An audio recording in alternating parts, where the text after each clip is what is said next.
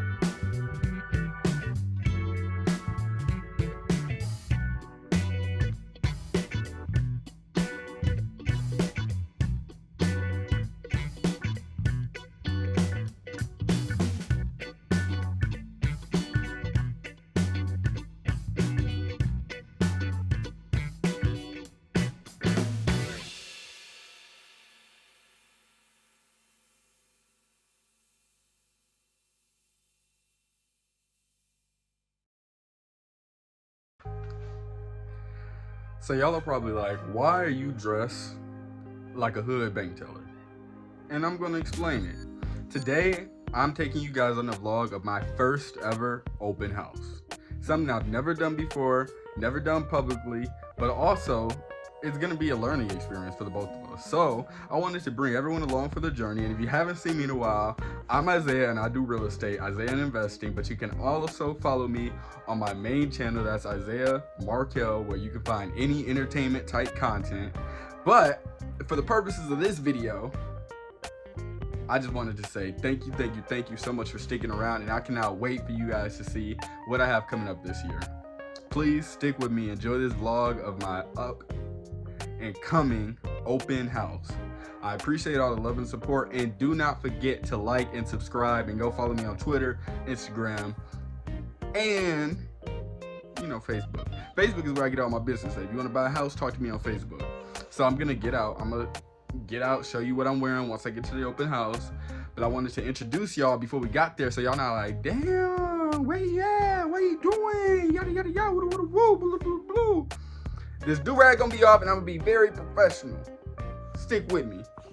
Okay, so the first step in putting together your open house and making sure it's successful is as soon as you get here, first thing in the morning, after you've done all your prep work for making sure you're getting in your open house and it's all good, it's all successful, you got to get to the place and put out your signs. If you don't put out your signs, nobody gonna know you got an open house except for the people on Zillow. And the people on Zillow might not come, but it's people on the road that they looking for a house. They trying to find where the open house is at, where the garage sales are at, the yard sales. Come on, put your signs out. That's where all your customers gonna come from. That's this tip for right now. We almost to the open house. I know y'all excited. Y'all waiting. Y'all like, when we gonna get there? When we gonna get there? You're gonna see. You're gonna see. I'm excited. This is my first open house. People don't know this about me, but I've been doing real estate for a little over a year. And for the most part, I think I'm gonna just put it right here.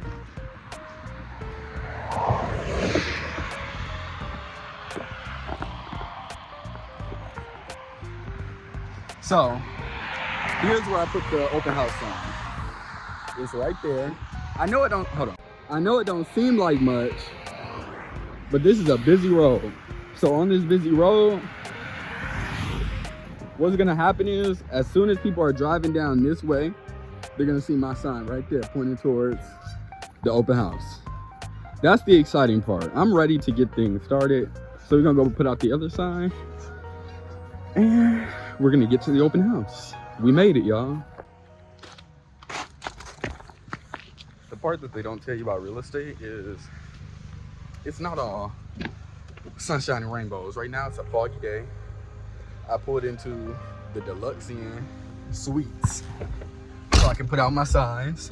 It ain't all beautiful. This is the behind the scenes, and y'all getting it all. This is an Isaiah Markel open house. I got the second sign. I put out one sign on one of the main roads near the house, another sign on another main road near the house. So now we're gonna go to the house and put a sign out in front of the yard. You will not see that sign, and I'm gonna explain it to you once I get to the house. Okay, everybody, so we made it into the house that we're gonna be marketing for our open house. This kind of amazing. So the purpose of this vlog today is open house day. This is my first open house, something that I've never done. I've never even vlogged it when I was in Texas. So it's kind of crazy. This is an experience that's brand new to me. Nobody's here yet. Shit happens. But this is the view. But yeah, now we're gonna go downstairs and I'm gonna show you my little setup where I got all my little documents and snacks. And I'm gonna show you what you need and what you need to be doing during your free time at an open house. So the last thing I want to talk about was making sure that you have all the right materials when you do your open house. When you watch all the YouTube videos, what they don't tell you that you actually need are the things that are critically important to a successful open house. So we're gonna start with something simple. This right here, this is your sign-in sheet. Now some people say you could just use a notebook and a pen. That's bullshit, because these are your leads. This is your future money. What you need to do is you need to print off the sheet. It don't gotta be this special Baird & Warner one. I work with Baird & Warner in Plainview. You can go ahead and contact me at 815-999-1098 anytime. But what you need to do is go to Baird & Warner or go to any site and print off these little sections. It gives you the name, the address, the city that they live in, state, zip, part of the address, phone number, and email. But then it also has a little section over here. And it says, plan to buy now, plan to buy within a year, need to sell, or just browsing. Now, the reason that this is so critically important when you're actually setting up your open house is because if you're having people walk through for a tour that they never acknowledge that they were there for, how are you gonna keep in contact with them? How are you gonna make sure that their needs are met? How are you gonna do your fucking job, bro? Get your shit together. Now, the next piece of paper that they don't really ever tell you about when you're doing the classes or anything online is other open houses. What you need to do is look like the expert. You need to look like you know everything about this neighborhood and everything going on in this neighborhood. And even if you're not listing it, you know about it. And that's the point of a real estate agent. Because the truth of the matter is they can go see whatever they need to see on Zillow, Redfin, Trulia, all that. But what you need to do is be the resource that they can't get anywhere else. You probably like, you making all that fuss over some showing times. Yes, bro. You need to be able to say, if it's somebody here, they here on a Saturday, they taking time out of their weekend, they could be with their kids, they could be picking up shifts at work, they could be at lunch with their friends, but they here looking at an open house. Why is that?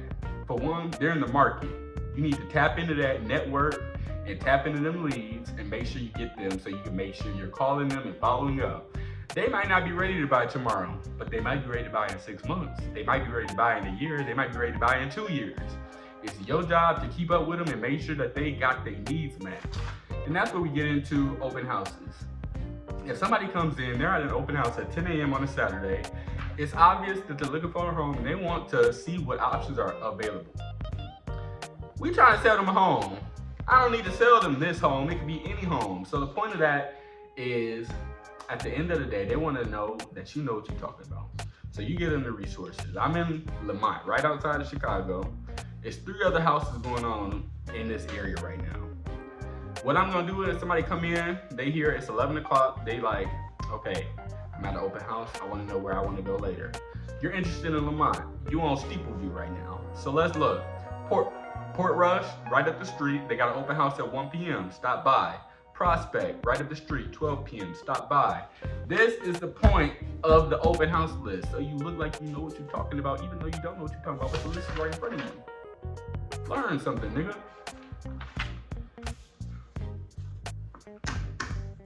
The next thing. This is the property fact sheet. Every place call it something different. It's gonna tell you all the information, all the features, the amenities, the room sizes, school information. Everything that they're gonna ask you about is right here on this paper. You got property features, room sizes, you got who's it listed by, school district, it's 3 bedrooms, 2 full, 1 partial bathroom. You got the MLS ID, subdivision, school district. Everything you need to know is on this one piece of paper. The reason that this is so important is you will get 3,000 questions that you don't need to answer. If somebody asks you one question that the answer is so obvious that you don't need to speak on it, all you need to do is, how many bedrooms is it? It's 3 bedrooms, 2 full, 1 partial on the bathroom. Take this sheet, learn more information about it. And that's how you do it. No, you're not being a jackass, but you wanna make sure that you're being as convenient as possible. Know what you're talking about, know what you're doing, but also don't give out too much information. You want some more information?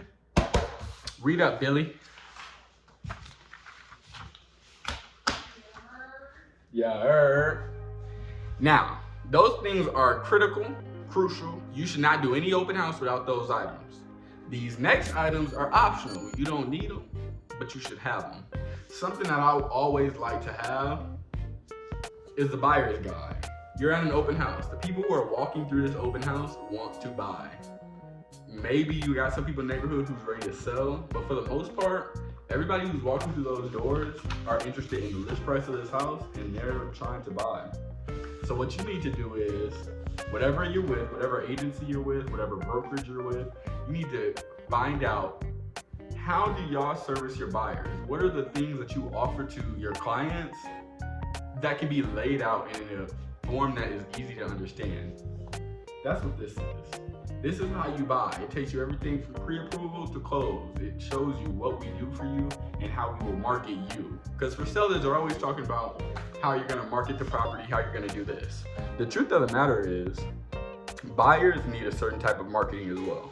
They need to look good in the eyes of sellers, but they also need to be efficient. Without an effective real estate agent, things can slip through their hands, good deals can slip through their hands, and it's all because you didn't outline the process and tell them what they needed, and that's you being an ineffective real estate agent. Don't do that. Be different. Wow. Now this is explaining the roles that we have. You got your sellers, you got your buyers.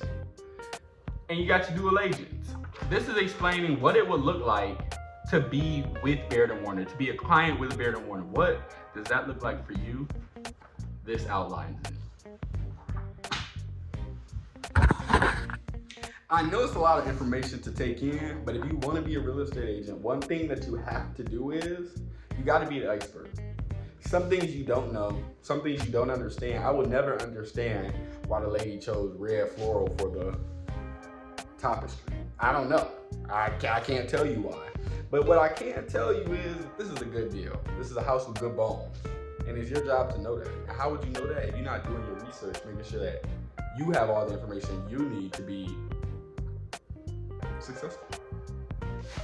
That's the key. Don't ever forget that. Now, something else that you don't have to bring these to an open house. This is completely optional. But I would say snacks is critical. You always need your little snacks, your chips, your cookies, your water. You need to make sure that people is hydrated. If you're making a decision like this, you can't make it on an empty stomach. Get some salt in your stomach and drink some water so you can make a decision that's gonna save your life. It's called working with Zay. I'm always irritated. But the thing is, what I will say about John is he actually works. So that's why yeah. He might be annoying. You might want to punch him in the face, but he gonna cut that deli meat. Right. Okay, everybody. So that is what you need to have an effective open house. You can stop by anytime. Lemont, Illinois. 10 to 1 on Saturday, 1 to 4 on Sunday. I greatly appreciate it, and thank you for watching this vlog. I love you, and stay tuned.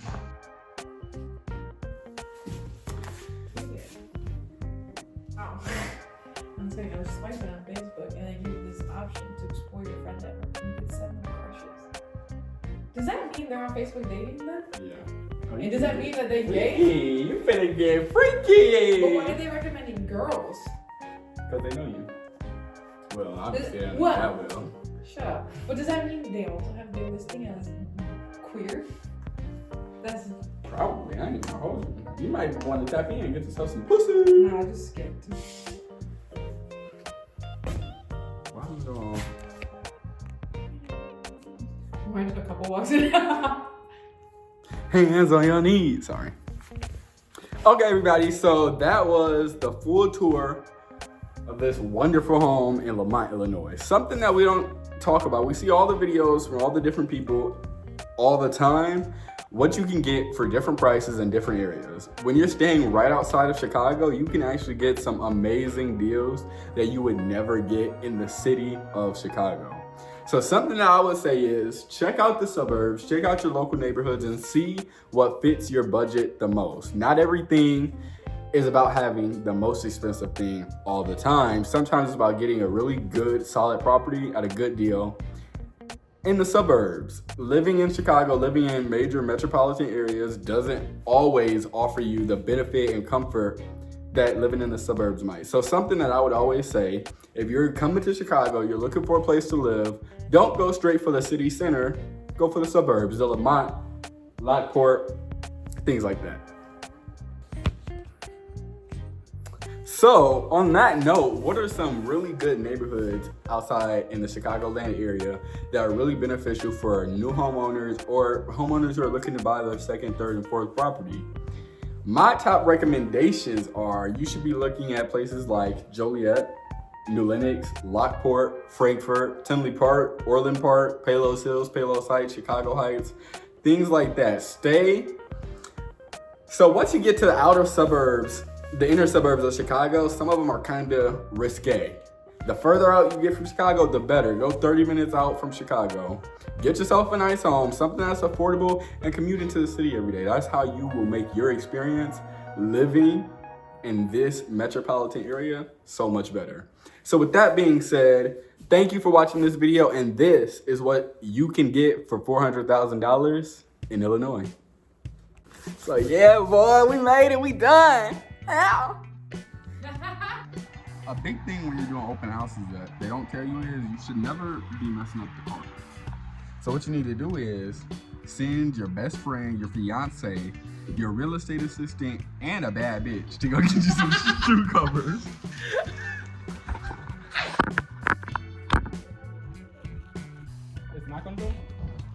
thought you said knock on the door. I said, what? Ah, look at that. Sorry.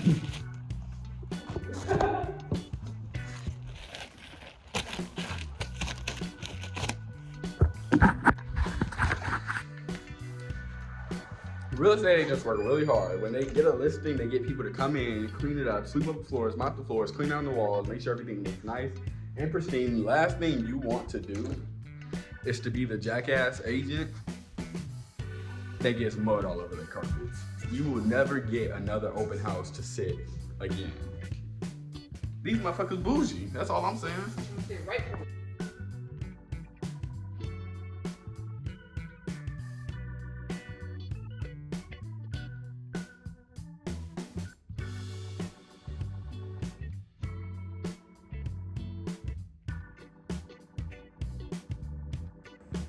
So you got 3 bedrooms and 2 bathrooms. There's 3 bathrooms. It's 2.5. But that's 6 rooms. Living spaces, like the living room, that big loft area, those aren't rooms. This one, this is the living room. Yeah. If these were closed concept, This they is the could. dining room. No. It's not. This is probably the living room, and this is more like a reading room. Is this the dining room? Where's the dining room? That's what I was thinking, but it might be too. There's 2 dining rooms. This is the nook. Actually, yeah. This is the nook. This is more like the. Kitchen nook. You're right, kitchen, breakfast space, Yeah. and that's the dining room. room. Which it actually works. That living area over there, and then right next to it, it still connects to the living area, but it's more like a separate living area, like a reading room.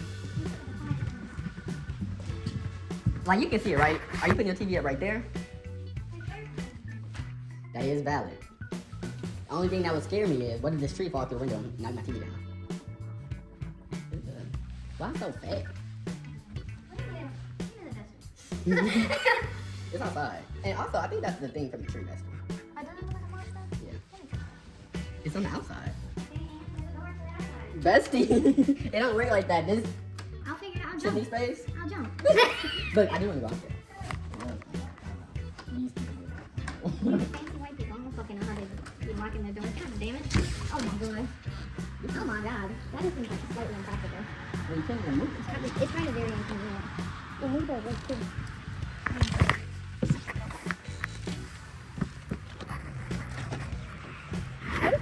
Oh, the fireplace comes out. Look at that. That's smart. Oh, they do all have it. And that one has it. So it's going to be a you can now. It's almost like a bonfire. We got fire on the inside. That's cute.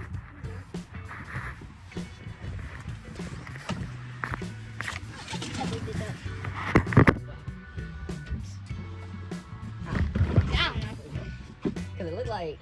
Is it missing a leg? No, it looked like it got like bent out of shape. Oh, there he goes. There she goes. There she goes. Oh wow, that's fancy.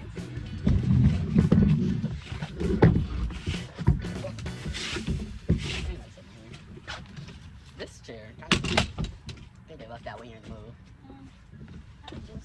Oh my god, I've been recording that.